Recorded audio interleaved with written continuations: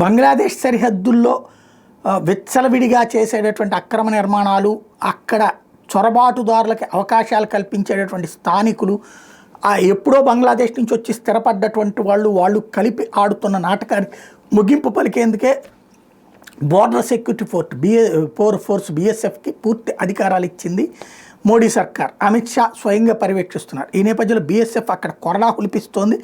తాజాగా ఏదైతే క్షేత్రస్థాయి కమాండర్లు సరిహద్దు భద్రతా దళం అధికారులు ఇచ్చిన ఆదేశాల మేరకు మన సరిహద్దులకు అత్యంత సమీపంలో బంగ్లాదేశ్ బోర్డర్ గార్డులు గత ఏడాది చేపట్టిన 80 అక్రమ నిర్మాణాలు BSF కూల్చిపడేసింది. అంటే బంగ్లాదేశ్ బోర్డర్ గార్డ్స్ మన ఏరియాకి సంబంధించినటువంటి సరిహద్దుల్లో కట్టినటువంటి వాటిని మన BSF కూల్చేసింది. మంగళవారం అర్ధరాత్రి బంగ్లా నుంచి సాయుధ దొండగల బృందం అక్రమంగా సరిహద్దులో ప్రవేశించి స్థానిక BSF కార్యాలయం మీద దాడికి దిగింది. BSF దళాలు ప్రతిఘటించడంతో దొండగులు పారిపోయారు. దీంతో ఆగ్రహించినటువంటి వాళ్ళు ఎక్కడి నుంచి వచ్చారని చూస్తే వాళ్ళ బోర్డర్ సెక్యూరిటీ ఫోర్స్ ఏర్పాటు చేసినటువంటి ప్రాంత ప్రదేశాలని తెలిసింది. దాంతో సరిహద్దు వెంబడి పహారాన్ని పటిష్టం చేయడంతో పాటుగా అక్రమ నిర్మాణాలు చేపట్టకుండా కఠిన చర్యలు చేపట్టాలని BSF దళాలను అధికారులు ఆదేశించారు. రాబోయే రోజుల్లో బంగ్లాదేశ్ వాళ్ళు కోరుకునేది ఇదే, మనతో సంఘర్షణ జరగాలన్నటువంటిది.